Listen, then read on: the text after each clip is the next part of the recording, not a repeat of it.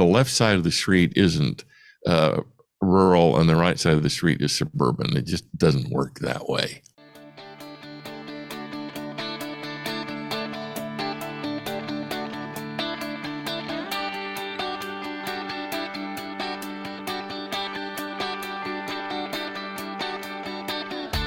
Originating from deep inside the Rocky Mountains, transported through the power of the internet, and arriving inside your tiny earbuds. It's the Appraiser Coach Podcast, helping appraisers increase their efficiency, quality, and make more money. Here's the guy who makes it his life's mission to create value for real estate appraisers nationwide. Your host and the Appraiser Coach, Dustin Harris. And welcome to the program, everybody. Dustin Harris hanging out with you once again. And we're back on YouTube, back on the video, and I can't wait to dive into it with Mr. Tim Andersen. First, want to pause and remind you, we're sponsored by two great companies. One of them, of course, being Alamode. Alamode, the software that I use to help me write appraisal reports. You should be using them as well. Check them out by going to alamode.com or 800-ALAMODE. And of course, OREP Insurance. OREP bringing you all kinds of benefits other than E&O, which of course they bring to you as well. It's orep.org, orep.org. I want to welcome back to the program my good friend, USPAP expert, wonderful man all the way around, Mr. Tim Andersen. Welcome back, Tim. Dustin, hi. Thank you. I appreciate that. That's very kind of you. I wish it were true, but thank you. I appreciate that very much. Well, you're looking good, my friend. I appreciate you being on today. We, of course, do a series here called Dear USPAP Instructor. And, of course, that's when I have a guest that actually knows a little bit about USPAP, since I don't. But I would consider Tim Andersen to be the foremost expert out there on USPAP. I don't think I'm exaggerating when I say that. And most importantly, he's a friend, but he is also an advocate for appraisers. He helps appraisers to defend themselves when a state board investigation comes along. He answers questions. He helps you with the reports to kind of bulletproof them and get them ready so that your templates look good and you can kind of hedge against those kind of issues coming up. But he also volunteers his time here to answer questions. So Tim, why don't we dive into it? Dustin, let's dive into the questions. I know awesome. You got sounds good. So just an FYI, anybody can send in questions. You can send it to the coach at theappraisercoach.com. You can send it in to Tim at theappraisersadvocate.com. You can jump on my Facebook page, send a message that way. And these both came from Facebook, Tim, these questions today. But I first want to dive into one that honestly, I had no clue how to answer when this came in. Now, this came in from an all-star team member named Chris. And Chris said, has anyone had to deal with a sale where the mineral rights remained with the seller? If you have, how do you deal with this? Thanks, Chris. Tim, what say you? Chris, thank you. Dustin, in the instance of mineral rights, it'd be nice if I could speak English. In the case of mineral rights, it's just one of the sticks in the bundle of sticks that comprises the fee simple. If your subject does not have the mineral rights, then you don't have the full fee simple, therefore you can't sell it. However, if your comparables don't have the mineral rights either, then nobody's got mineral rights, therefore you're dealing with an apples to apples comparison. So you're not going to worry about it. If someone were to ask you, Dustin, to appraise their property's mineral rights, that is a complex assignment because you'd have to know, well, which minerals. Were we talking uranium, diamonds, oil? Right, yeah. Molybdenum? I mean, what are we talking about? And to make a long and boring short, just boring. The typical residential appraiser is not trained in that type of evaluation, therefore walk away from that job. Again, if your comps don't have mineral rights either, you're getting an apples to apples comparison. And quite frankly, in a place like Texas that, is floating on an ocean of oil, that might be an issue. But for places here, like in Florida, where it's floating on an ocean of New Yorkers, it doesn't really mean anything. Mineral rights really don't mean anything. Sounds to me, maybe I'm taking it too far, but it sounds to me like your answer is similar to almost any other thing when it comes to amenities or rights or what have you that's part of a typical house or property. In other words, is it similar to saying, well, how do I appraise a house that the shop is not included with the house? And you know, to use your words again, maybe I'm taking it too far, but you said if all the comps don't have a shop, then it's pretty easy, right? I mean, there's no shop, there's no shop. Yeah, it's an apples to apples comparison. Yeah. And then somebody says, well, okay, now what's my shop worth? Okay, well, first thing we have to understand is that's not an amendment to the first assignment. That's a brand new job. Right, right. Therefore, you have the right to say, no, thank you. Then if you choose to accept the assignment, you've got a whole brand new scope of work. You got a whole brand new set of assignment conditions. You're going to have a whole brand new highest and best use analysis, an entire, you're going to have a new set of comps, et cetera, et cetera. So that's a separate assignment. Yeah. And while residential appraisers are qualified to do that type of assignment, they may not feel qualified valuing a shop because the shop is it's not personality. When I say it's personal, I mean it's somebody has decided that that's what they want. Right. That is not necessarily something the market wants, and therefore, and I know this will be heresy. The shop may have no value whatsoever, other than to the person who built it. Yeah, you don't say that in Idaho, that your shop is not worth anything. Sometimes these shops are bigger than the house. Oh yeah, but they're more complex, nicer, Yeah. That's true.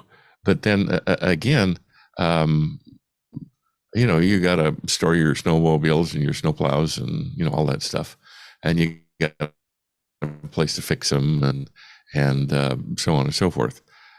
Whereas if you know you're living in a subdivision in Orange County, California somewhere, no, you're not going to worry about that. Yeah. You know, it's interesting. I told you this came through Facebook. It actually came through our Appraiser Coach All-Star Team private Facebook page. And, you know, the great thing about that page, Tim, is you don't have to wait very long for an answer. There's many appraisers who are willing to help. They're not going to, you know, disparage you for asking a question. They're simply going to be there to give whatever best answer they could. And like I said, you know, typically I comment usually on pretty much every post in there, and the first comment from anybody was from me on this, and I basically said, "Hey, you're way out of my pay scale here. I have no clue on this mineral rights things." But what's interesting is many appraisers are very used to this, so I just kind of not a thing in Idaho, I guess. I don't know. I've just never seen it where you've got a sale or you know some kind of a deed that excludes the mineral rights. But there was one individual from Oklahoma who jumped in there right away and said, "This is very common in Oklahoma. In fact, I think he used the number 80 or 90% of the houses that he has appraised have excluded mineral rights." Yeah, that's a function of being able to get in and drill oil, because it is not necessary always to drill down. There are instances where you can drill sideways. Somebody does not necessarily have to come on your land to extract the minerals from it. So yeah, Texas, Oklahoma, I think parts of Southern California, the Dakotas, I think, withholding the mineral rights or reserving the mineral rights to somebody else is very common. Yeah. But again, if your comps don't have the mineral rights, then you're dealing with an apples to apples comparison. Interesting. I want to talk a little bit about another question that came in, Tim, in just a little bit. But first, I want to pause here and remind everybody that we are sponsored by two great companies. One of them, my E&O. I use OREP, folks. I've used a lot of them out there. I'll tell you one of the cool things about OREP is they are a broker, which means that they can take and shop around for the best price, the best coverage for me specifically. And it's going to be different for somebody else, right? That's the cool thing, is they can take my individual circumstance, they can figure it out and kind of go from there. The other thing is, it's not just E&O, folks, it's benefits that are awesome, including free. Yes, I did say free CE. One of those classes, at least one, is taught by my good friend, Mr. Tim Andersen. So you get to listen to his cool, soothing voice while you get your CE. And 1 year I got 14 hours, folks, of CE for free. I didn't have to pay 1 penny more than what I normally pay for my E&O. Check them out by going to OREP. It's OREP.org. That's OREP.org. Of course, we're sponsored by A la Mode. A la Mode is the software that I use, to type up my appraisal reports. I've looked at a lot of them, folks, and they're great. Really, I mean, there's some really, really good software out there when it comes to writing up appraisal reports. I choose Total because it gives me the efficiency, the tools, the most bang for my buck. It will do the same for you. Check them out. Go to alamode.com. That's spelled ALAMODE, or you can pick up the phone and call them at 800-ALAMODE.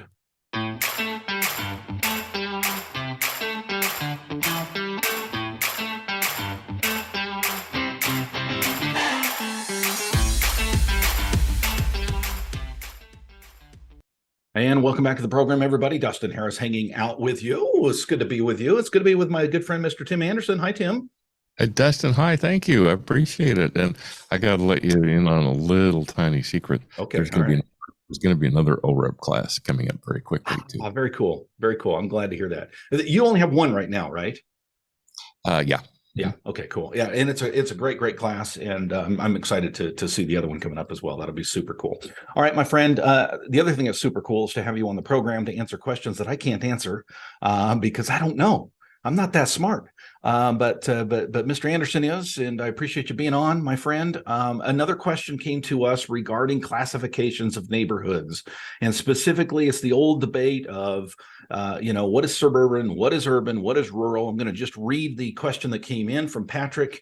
Patrick says, I want to solicit some opinions on where urban ends and suburban or rural begins. I appraised a property adjacent to city limits with a well and a septic on a township maintenance and county residential zoning. It was previously used as a church, but it was a residence now. I would like to hear how others have handled this kind of situation. So, Tim, basically, it's this: you've got a property that is on the edge of a township. May or may not be inside the city limits, but it's kind of sprawling out from the town. Is it urban? Is it suburban? Is it rural? And really, the bigger question, Tim, is how the hell do we even distinguish between those three? Well, Dustin, if you can sit out on your front porch naked and play your accordion, and nobody sees or hears you, which I do often, by the way. Yeah, that's what I've heard from the local constabulary. Mm-hmm. That's rural. If you can sit on your front porch naked and play your accordion, and nobody really pays any attention to you, that's probably suburban. And then if you sit on your front porch naked and play your accordion, and your neighbors applaud you for the concert, then that's probably. I was going to say they call 911. They call 911. And the cops say, "Come on, play some more." Right. So there are formal definitions of suburban, urban, and rural. I forget the American Sociological Society or something offers them. The Society of City Planners offers them. The AIA, the architect group, offers them. You can go to Google and type in, define urban, rural, etc. If you have access to an artificial intelligence app, type in, please describe what a rural location is, and you'll get an answer. It may not be terribly complete, but you'll get an answer. So the point is, there is no, in other words, the left side of the street isn't rural and the right side of the street is suburban. It just doesn't work that way. And figuring that out, Dustin, is an art as much as anything else. I got a call recently, essentially with the same question. The lender giving the appraiser, a hard time. And my response was not to define urban, rural, etc. My response was to stand up and spit back and say, hey, it's not your job to tell me how to define urban or rural or suburban. Yeah. I tell you what it is because I'm the appraiser. And so you can just shut the hell up. That's always a good response to your clients, right? And because Dustin, there isn't a cut and dried bright line between the three of them. Now, you live in Idaho, and full disclosure, both my parents were born and raised in Idaho. Mm-hmm. But as far as I'm concerned, Idaho is, I don't care if you're in downtown Boise, you're in the middle of nowhere. Okay. But that's just me. All right. So I would call Idaho rural to rural squared to rural cubed in some of the places that you've got. But yet, for example, in Southern California, once you get out of the LA Valley up into the mountains, you get beautiful, very exclusive subdivisions. Now, the thing is, you can get in your car, make 3 turns, travel 5 minutes, and then you're on a freeway into LA. Mm-hmm. Now, is that urban or urban, or is it somewhere in between? I think it's somewhere in between. Yeah. And there really is no definition for it. The simple definition is suburban. Okay, I got no problem with that. But we tend to look at suburbs, or at least when I grew up, you looked at the suburb, and I grew up in the previous century. So you're looking at houses and lawns, and there are only 3 houses per acre, and you've got cul-de-sac streets, and life is bucolic, and nobody's lawn has crabgrass, and everybody maintains their house properly. But yet, that's not always true. Mm-hmm. Now, obviously, you can go into Brooklyn in New York, and is that a suburb of New York City, or is that an urban area? Yeah, good question. Brooklyn is very quiet, tree-lined streets, beautiful homes. Is that rural or suburban, or is it suburbal or urban? There is no bright line. Yeah. And for a lender to say, well, you got it wrong because you're on the east side of the street, and therefore it's suburban, and on the left side of the street it's urban, that's crap. And the lender does not have the right to tell the appraiser what to do. The lender has the right to suggest. Sure. The agency has the right to suggest.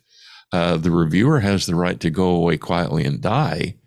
But that is not, there is no bright line. And the mortgage lending industry has no more savvy, has no more insight into that issue than we do. Yeah. Well, what I'm hearing from you, Tim, I mentioned as I asked the question that this question comes up frequently, and I think I know why, because the answer is we don't know, right? I mean, you said there's some definitions out there, but they're not. I noticed that your references were not the Dictionary of Real Estate or the Appraisal Foundation document number 652. These are outside the scope of the valuation world, right? Well, there is a definition of suburban and rural and urban in the Dictionary of Real Estate Appraisal. Okay. But that doesn't make them necessarily authoritative. Mm-hmm. It narrows that down, right? But it doesn't.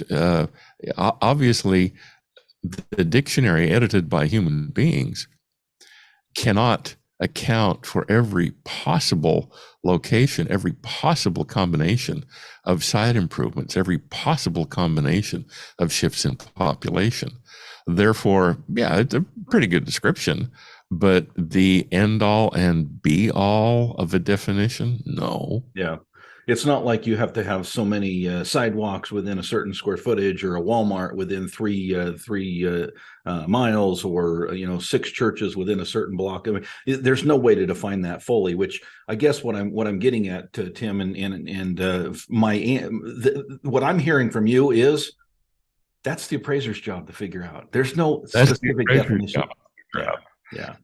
Usually, when you're looking at it from a sociological standpoint, from a city planning standpoint, from a municipal administration standpoint, the definition has to do with the density of people per acre.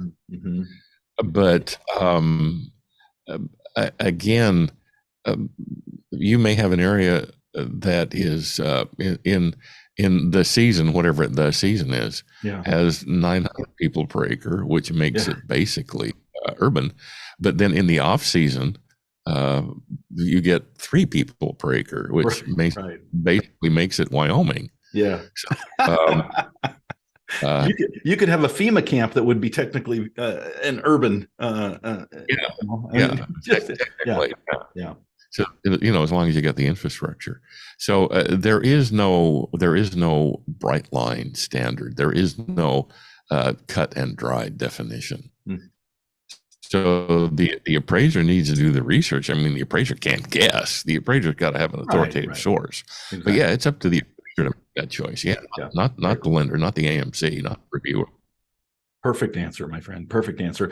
Tim, where can people get a hold of you if they would like you to review some of their reports to help maybe protect them a little bit against a state board or a revision request or a lawsuit or any other thing that might come? Again, no guarantees. Obviously, people do what they do, but I sure appreciated my experience with you in you looking at my reports and going, okay, Dustin, let's talk. How can people get a hold of you? Tim at theappraisersadvocate.com. Thank you, my friend. We'll catch you on the next one. Dustin, it's an honor. Thank you. It's an honor to work with you and work with those among your all-star team. And it's a pleasure to be part of this profession with my fellow appraisers. Awesome, my friend. Thank you. And folks, get out there and create some value. You've been listening to the Appraiser Coach podcast with Dustin Harris. If you like what you hear, please give us a 5-star rating and post a short review on iTunes. For more in-depth insider information on how you can make more money as a real estate appraiser, visit theappraisercoach.com and sign up for the All-Star team today. Thanks for joining us. And now, get out there and create some value.